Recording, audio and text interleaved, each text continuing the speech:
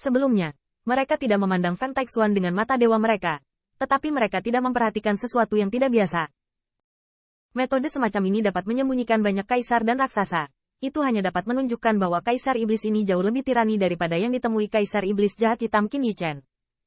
Sementara Ke Tiangxuan naik ke langit, menyaksikan tulang yang tak terhitung jumlahnya tergantung di tubuhnya, seperti monster dengan ribuan wajah. Ketakutan yang dalam tidak bisa membantu tetapi muncul di matanya. Ini adalah iblis berwajah seribu. Kaisar iblis berwajah seribu. Tiba-tiba, raungan ganas ribuan monster bergema lagi. Di luar dugaan, semut suku Senkue masih mengenal kaisar ini? Ya. Kaisar ini adalah iblis dengan seribu wajah. Tahukah kamu betapa pahitnya kaisar ini telah ditekan selama bertahun-tahun? Berbicara tentang yang terakhir, saya melihat mayat di seluruh tubuh kaisar setan seribu wajah, dan mereka berbicara dengannya, seolah-olah mereka telah hidup. Saya melihat Feng Taixuan, dan mayat yang tak terhitung jumlahnya, dibantai pada mereka seperti Shuro. Kakiku. Apakah kamu melihat kakiku?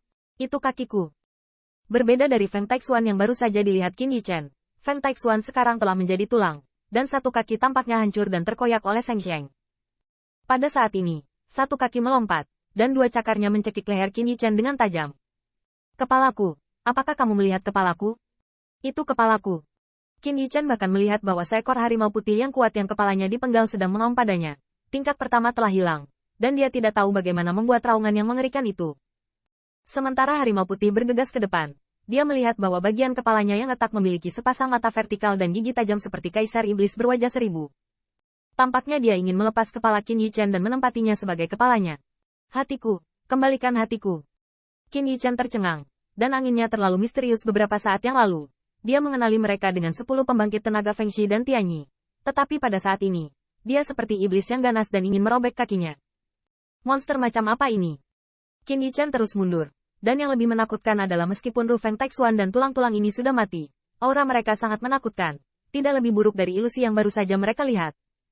Diperkirakan Feng Taixuan memang seorang kaisar agung sebelum kematiannya. Dan mayat-mayat ini semuanya hancur di tangan kaisar iblis seribu wajah. Perubahan mendadak, dan mayat dengan gigi dan cakar menari di depannya. Hampir semua pendahulunya, dan bahkan sekutu klannya, menyebabkan wajah Qin Yichen berubah tiba-tiba, dan dia tidak bisa menahan terbang kembali. Pada saat ini, Qin Yichen tiba-tiba mendengar teriakan Putri Wenqing, dan melihat sosok cantik itu hampir dikelilingi oleh sisa-sisa kertas dan lengan yang patah, dan yang pertama tidak bisa menahan keterkejutan. Ledakan. Jintu keluar dari sarungnya. Dan Qin Yichen membunuh Putri Xiang Wenqing. Wenqing, ini bukan sesuatu yang bisa kau tangani. Pergi ke leluhur. Lindungi leluhur pertama dulu. Kaisar iblis ini lebih menakutkan dari yang dibayangkan Qin Yichen. Namun, ketika Qin Yichen meraih tangan Putri Wenqing, tiba-tiba dia merasa dingin dan kaku. Tiba-tiba, hanya Putri Wenqing yang menoleh ke belakang. Tetapi di mana Putri Wenqing?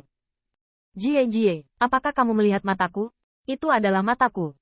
Saya melihat Putri Wenqing yang menoleh. Matanya menjadi cekung. 2 garis darah mengalir keluar darinya. Senyumnya bahkan lebih tegas. Dan bahkan tubuh bagian bawahnya berubah menjadi ekor ular. Menyembelih ke arah Qin Yichen. Istri dengan rambut kusut di depannya tiba-tiba berubah menjadi penampilan ini. Dan Qin Yichen merasa ketakutan. Dia menebas, dan memaksa Putri Wenqing mundur. Bagaimana ini bisa terjadi? Tanda seru. Wenqing. Mata Qin Yichen bergetar. Dia baru saja membebaskan diri. Memindai ke segala arah. Kecuali yang padat. Seperti sosok Shuro yang seperti hantu. Di mana Putri Wenqing dan teman-temannya. Dan wanita berekor ular dengan mata berdarah mengejar Qin Yichen lagi. Wajahnya mengerikan. Taringnya mengerang. Dan yang terakhir Jintu ada di tangannya. Tetapi dia harus terus mundur. Apakah ini ilusi? Mungkin, dia adalah Wenqing yang asli. Pada saat ini, Qin Yichen bahkan tidak berani mengayunkan pisau tanpa pandang bulu.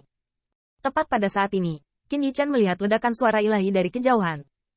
Hamparan luas bersinar selamanya. Seolah-olah suara ini datang dari mulut yang sangat luas. Qin Yichen tidak melihat sosok sesepuh besar dari suku yang luas, tetapi melihat itu seperti lingkaran mutiara, dan seperti inti buah kental dari pohon besar, naik perlahan, bersinar cerah.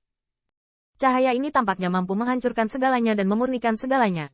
Tetapi apa yang tidak diharapkan Qin Yichen adalah di mana cahaya itu lewat.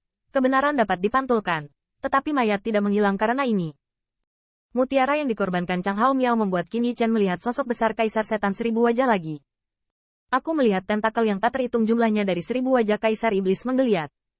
Di bawah kilau mutiara, tidak ada rasa takut, tapi lebih ganas. Bayangan iblis menyelimuti dunia, membuat orang merasa lebih putus asa dan tidak berdaya.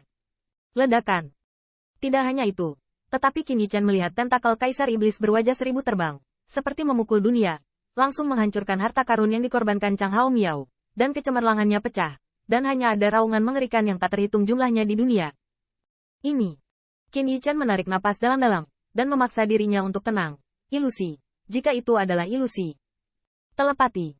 Langit telah berubah, jalan telah berubah, jalan telah naik dan jalan telah runtuh, dan hati belum bergerak. Qin Yichen berteriak, dan cahaya ilahi di sekelilingnya tiba-tiba berubah. Tetapi yang tidak dia duga adalah bahwa angin di depannya terlalu misterius, dan matanya berdarah. Putri Wenxing, dan dewa menuntut nyawanya untuk merobek kepala dan tubuhnya. Ada banyak potongan mayat, tidak ada artinya untuk berhenti. Bagaimana mungkin? Bukankah ini ilusi? Bukankah tulang-tulang boneka ini dimanipulasi oleh Kaisar Setan Seribu Wajah? Hati Qin Yichen bergetar. Jika ini bukan ilusi, di mana Wen Qing? Dan Wen Qing yang dilihatnya berubah menjadi wanita galak dengan ekor ular, seperti wanita galak yang matanya diburu. Apakah Wen Qing juga diam-diam dihitung oleh dia? Jika itu adalah teknik ilusi, itu akan membuat semua orang melihat pemandangan yang berbeda. Selain itu, bahkan Ketiang Xuan dan Raksasa Kaisar, pada saat ini Qin Yichen tidak dapat merasakan kekuatan ilahi mereka melonjak, seolah-olah dia telah jatuh ke dalam Kaisar Iblis berwajah seribu. Di antara caranya. Namun, pada saat Qin Yichen curiga, dia melihat tentakel bergegas keluar dari lapisan awan ajaib, dan langsung merobek ruang, membuatnya tidak bisa bersembunyi, dan langsung meledakkannya. Tidak hanya itu, Qin Yichen akan punya waktu untuk memindahkan sosoknya, atau mendarat, tetapi ada tentakel lain, yang membunuhnya, dan tiba-tiba menjeratnya. Pada saat itu, tentakel terikat erat, dan pola ajaib pada kulit tentakel tampak hidup. Umumnya menggeliat. Qin Yichen tiba-tiba merasa sangat tercekik. Dan yang membuatnya semakin luar biasa adalah jangan lupa, tubuh bawaannya adalah Jintu. Itu adalah pedang ajaib.